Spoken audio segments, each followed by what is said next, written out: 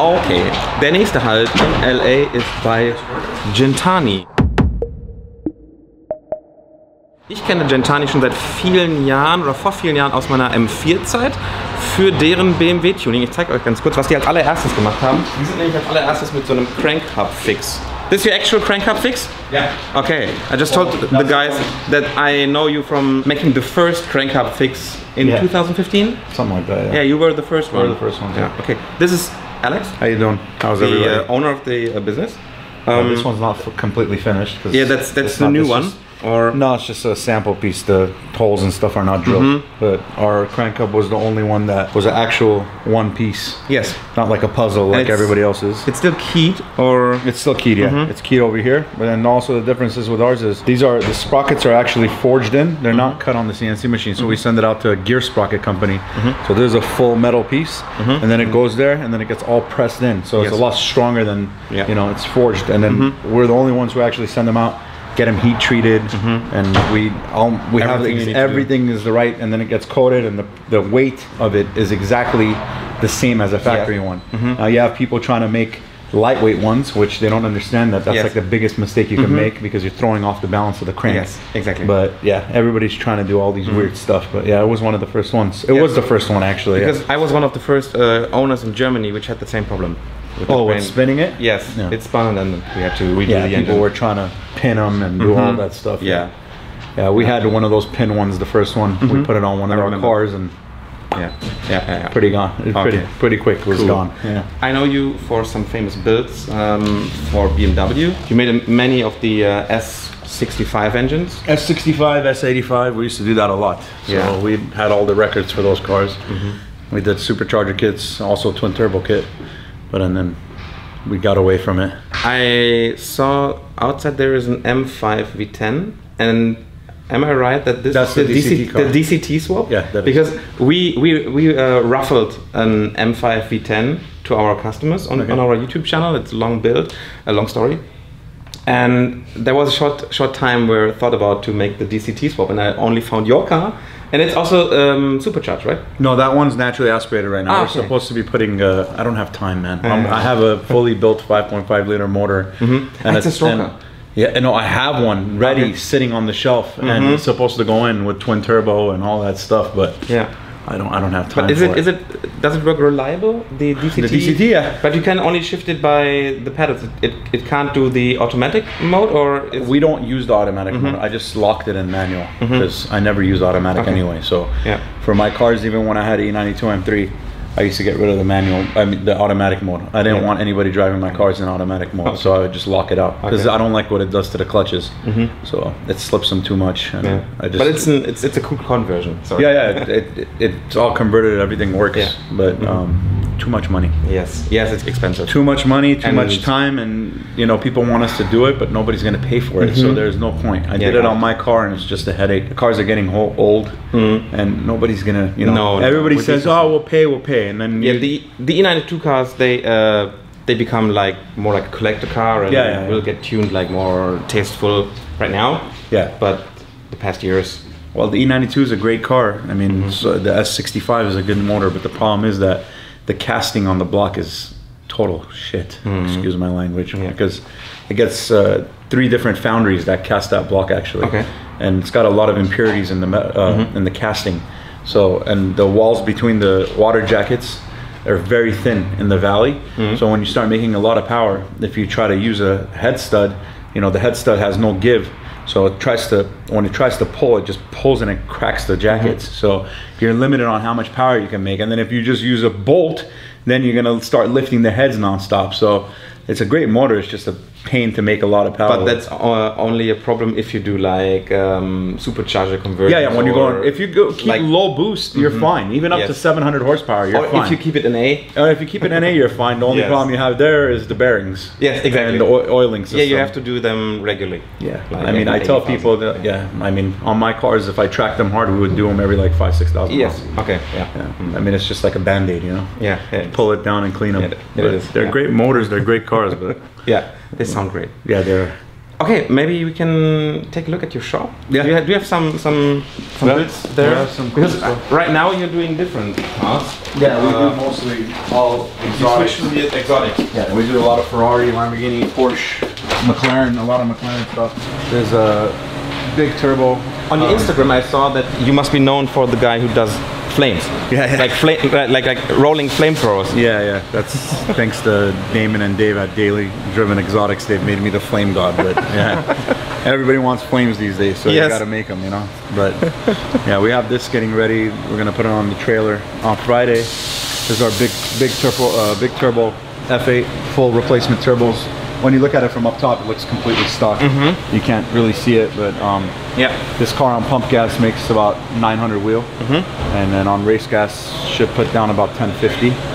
So I have it on here right now. I'm just doing some final pump gas stuff, and then we're gonna put the race gas in tomorrow. Okay, cool. Turn it up and get it ready, and then this car will be for sale at SEMA. And this will be displayed at SEMA, or this is coming to SEMA. Okay. Yeah, it'll be displayed at SEMA. It'll be for sale at SEMA. It'll be displayed at SEMA. Okay. And then we got our STO. This is a little bit more complicated than this one, right? Because this is already turbocharged. Yeah, but this one is not getting turbo for now. For now, we're just keeping it NA. We're just doing our exhaust system for the show, and tuning it, doing our wheels and our suspension, and that's basically it. We're going to keep it very simple. We have a full gear set, all-wheel drive conversion, you know, manifold, turbos, everything ready to go in, but we have a bunch of projects like this thing behind us right now. So crazy. You turn everywhere, you see those very expensive cars, Italian bulls, and yeah, this is a McLaren 720S. So this one is hopefully going to be making close to 2,000 to the tire. Okay. This is our personal car. We're trying to get it ready for TX2K. Next year? Yeah, we're going for March, so it's supposed to go back together by March. Yes. Okay. So we just finished building the motor. We're doing a turbo relocation setup, so we put the turbos up top because we're going to be running some big boys really on there. Turbos, so what turbos do you use? We usually use Zona. Okay.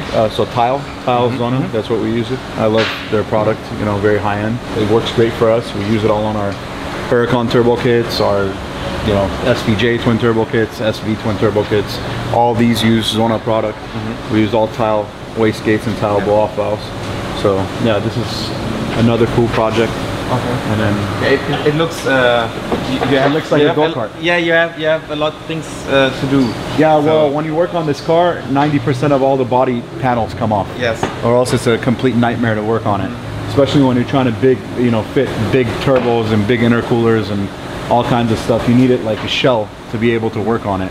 Okay. So what intercoolers do you use? We build our own. We machine our own end tanks and everything, but we only use Garrett Honeywell. I won't use any other core. Okay. So that's like my #1 core, and that's what we use on all our products. So we usually use either their 700 horsepower core or their 1100 horsepower core, and try to fit it in every location that we can. So this car uses 2 of those. Yeah. That's basically it. But we also have our own Freon chiller kit where we add a additional. That's an interesting product. Yeah. These chiller kits, because I don't think they are known in Germany. Let me explain in German. Diese Chiller Kits sind halt angebunden an die Klimaanlage, und das Gute daran ist, wenn du eine wassergekühlte Ladeluftkühlung hast, dann kannst du mit der Klimaanlage eben dieses Wasser vorkühlen und hast dann sehr, sehr niedrige Ladelufttemperaturen. Das ist eigentlich ein sehr schönes Produkt. We thought about to do a kit for the F82 M4 because a friend of mine is running a very high tuned car, but for the S55 platform we don't see that much gain. There's a huge gain. Really? Because huge gain. The S55 actually almost freezes the intercooler. Yeah, I know, but I don't think that we, with a stock setup, keeping twin turbo, that we couldn't go much further. I mean, I know if you lower the intake temperatures down to where it lowers it to, that car's going to be so efficient. It's not going to heat soak, and you're going to get a free 30 horsepower to the wheel. Okay. Just by the chiller. See, the thing is, there's the chiller kit, which Interchiller makes, and we use their product, but we do it a little different. We modify it and we change some stuff. Like for the cars that we do, we run an extra condenser, we run a fan. We don't use the car's AC compressor. Okay. We use our own we use our own compressor system, so it's completely separate. So you're not robbing anything from the car. Driven electrically or yeah. by belt? Yeah, that's our new stuff that we're working on. Yeah.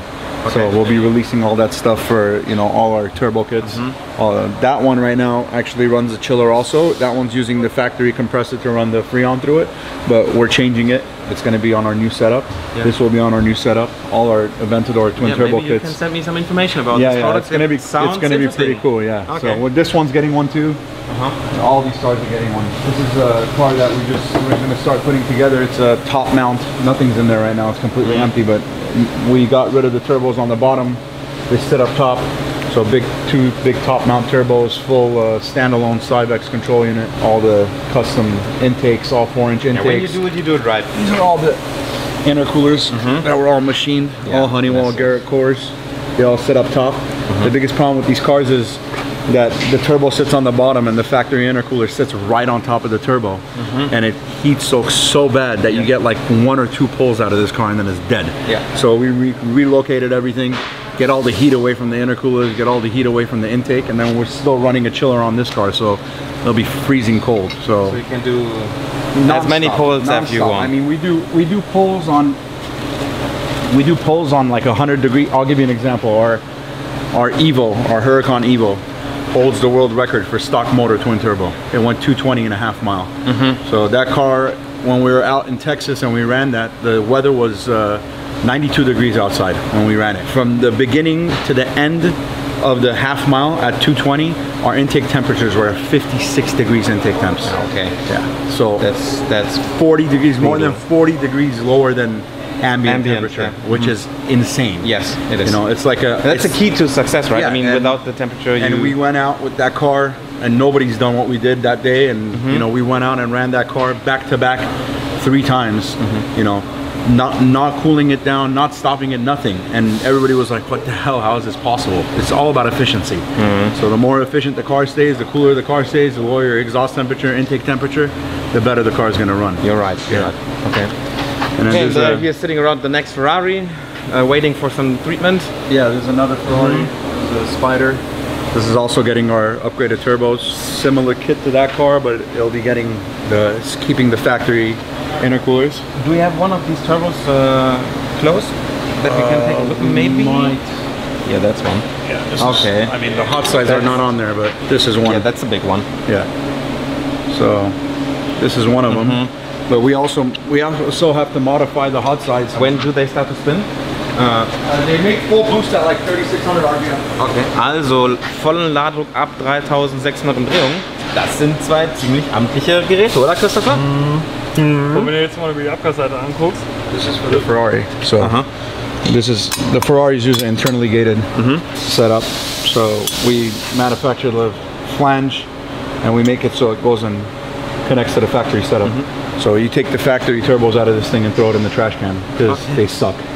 So these cars are known to break turbos. Even when they're stock, it snaps the axle. So they're just junk turbos. So instead of, a lot of people take these turbos and then they send them out and they have somebody rebore them and put a different wheel and stuff in there, but the problem is it's a journal bearing turbo and it's not designed good from the factory anyways.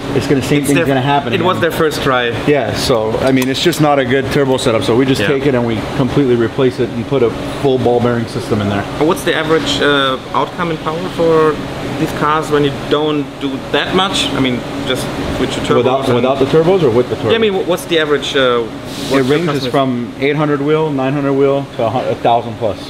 And the turbos are good for, these turbos specifically are good for about 1,100 on full tilt.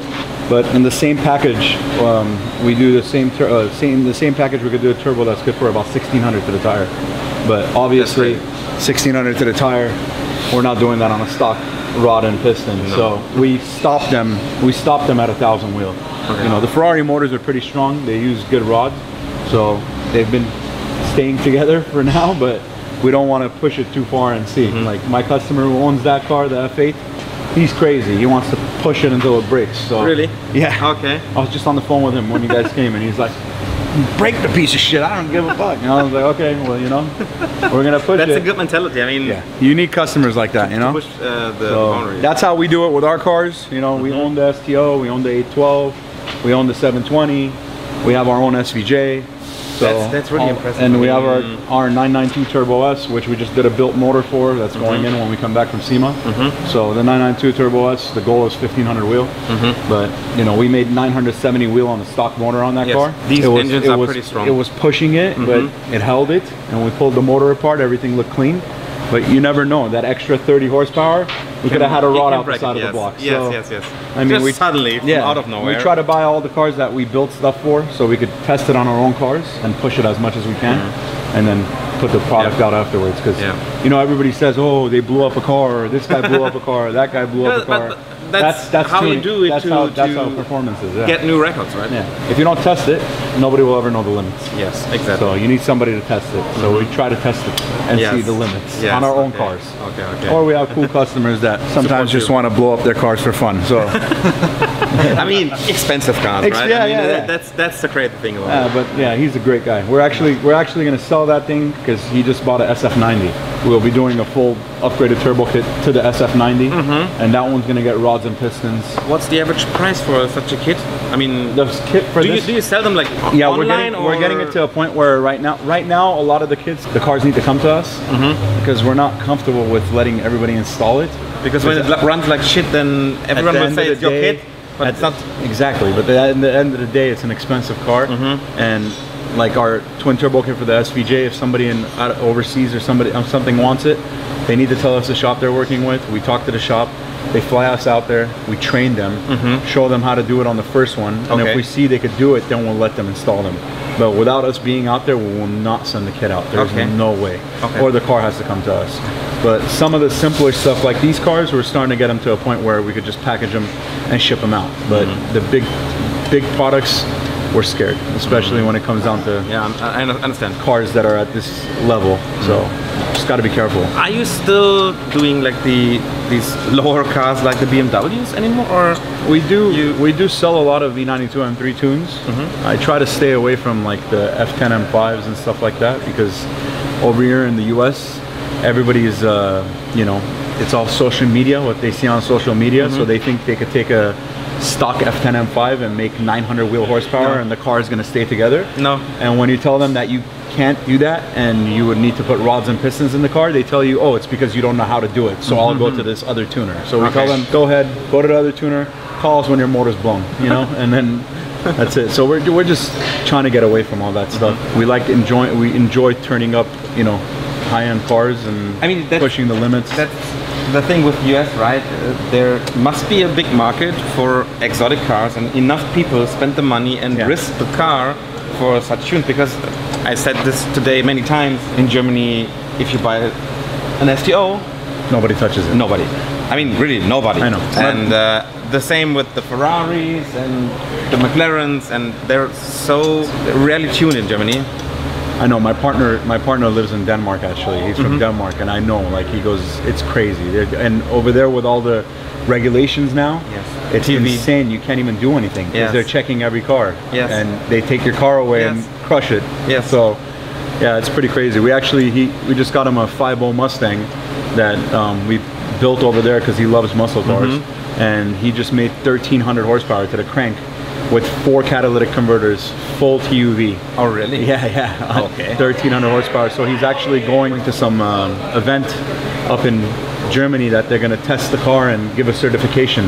Okay. That's emission tests. They're gonna. We do this a lot for our products. Okay. For many small products or stage 3 tunes, but you're kind of limited what you can do on how many gains you can add up. Like basically, just to give you an idea, we are limited to, by law, to add 40% on top of the car. So if you have like a 500 horsepower stock car, then you can add up 40%, and everything else you have to prove the structure of the car. And most of the TUV companies, they do this by sending you for 2,000 kilometers on the Nürburgring. Oh wow! That's like 100 laps. Okay. And yeah, that's expensive, and I mean the chance that you break the car by driving it not correctly. Well, a lot of these, that's like, it's over here too. A lot of these guys that we build these cars for, the crazy ones, these guys are using it for half-mile racing or quarter-mile racing. You know, because it's not their second car; it's their their fifth car. And plus, I mean, where are you gonna drive a 1500 horsepower, 2000 horsepower car on the street? You know, you hit it, the next thing you know, you're behind the van with a full family in there. So it's like it gets scary. So I mean, these are toys basically, people's toys out here. I'm sure you guys, being in LA, you see how crazy the car market is out here. I mean, a Lamborghini Urus is like a Prius out here. That's true. Today we saw like I mean, 20 we of saw them. Hey, that's McLaren 720s, 570s, Huracans, Uruses, Range Rover, X7 BMW. It's like a a Prius over here. Yes. Everybody's that's true. got one. Especially it's crazy. It's crazy. The car market's crazy. The only thing you see more are trucks, like lifted trucks. Lifted truck. That's everywhere. Yeah. We saw there's a sitting in a Seat M2 in front of the company. That's one of our cars too. Yes. I got like 6 of my cars over here that haven't moved. This hadn't moved for almost a year and a half, so we finally just put it in. My 992 turbo's outside. I have an M6 outside. I have my 993, which is going to be we're putting a 981 GT2 RS motor in there, water cooled. I'm doing a full GT2 conversion. It's going to be on full standalone Cybex, make about 1500 to the tire. So it'll be like a little death trap. Yes. So I like it when a car scares the shit out of me, so I need something to scare the shit out of me, and that's going to be the car. Because I bought a 1976 Porsche Targa in turbo white, and we just bought a 3.3 liter engine. Oh, nice. And as you know, it's called the Widowmaker. Because there's nothing electronic, nothing is controlled, and my cameraman man and me, we are scared until it's. I mean, it's not driving yet, but once it drives. Once it drives, we are achieving like horsepower maybe. Okay, we have to pixel peep this because nobody knows right now.